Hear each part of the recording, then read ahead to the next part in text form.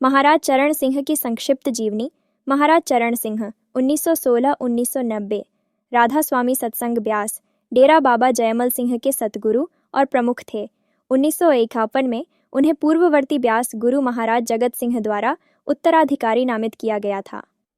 चरण सिंह ने गुरु के रूप में कार्य किया।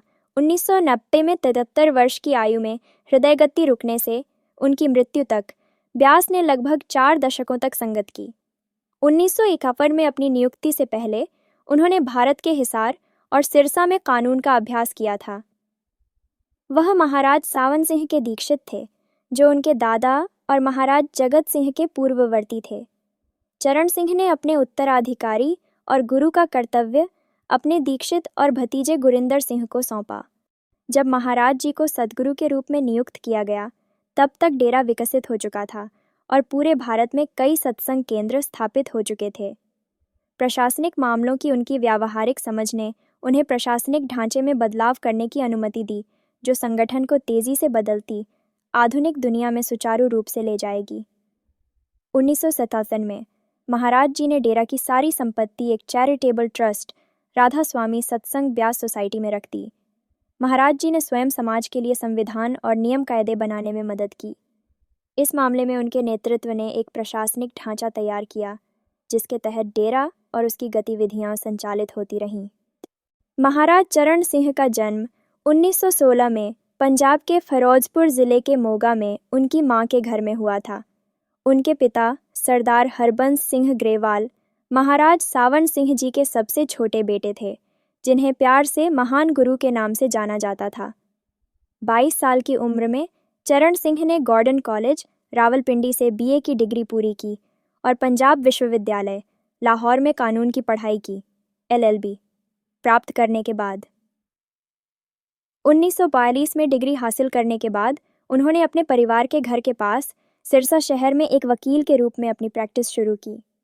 1943 में ग्रेट मास्टर ने उनकी शादी राव बहादुर शिव ध्यान सिंह की बेटी हरजीत कौर से तय की। राधा स्वामी सत्संग ब्यास के आध्यात्मिक प्रमुख के रूप में महाराज चरण सिंह को संतमत शिक्षाओं की संक्षिप्त और स्पष्ट व्याख्याओं के लिए जाना जाता था, जो उनके कानूनी प्रशिक्षण और अभ्यास का प्रतिबिंब था। भारत के साथ साथ विदेशों में भी उनके कई शिष्य थे और वे ब्यास इंटरनेशनल गेस्ट हाउस के साथ साथ अपने लगातार विदेशी दौरों पर भी अक्सर प्रवचन देते थे और उनके साथ सवाल जवाब सत्र आयोजित करते थे। इनमें से कई सत्र पुस्तकों और ऑडियो रिकॉर्डिंग के रूप में प्रकाशित हुए और संत मत के मार्ग की व्यापक समझ प्रदान करते हैं। उनके मार्गदर्शन में संत मत पर पुस्तकें लगभग हर भारतीय भाषा के साथ साथ विश्व स्तर पर बोली जाने वाली मुख्य भाषाओं जैसे French, Spanish, Dutch, German, Greek, इतालवी, इंडोनेशियाई और कई अन्य भाषाओं में प्रकाशित हुईं। सोसाइटी की अधिकांश गतिविधियां सेवा के रूप में होती हैं। मानवता की सेवा के माध्यम से भगवान की स्वैच्छिक सेवा, जो ब्यास गुरुओं की शिक्षाओं का एक प्रमुख आधार है। महाराज चरण सिंह ने मेडिकल आई कैंप, धर्मार्थ अस्पतालों का एक नेटवर्क, आपदा प्रबंधन परियोजनाओं और मुफ्त भोजन वितरण कार्यक्रमों की शुरुआत की, जो उनकी विरासत के रूप में जारी है। 1 जून 1990 को महाराज चरण सिंह का डेरा ब्यास में निधन हो गया।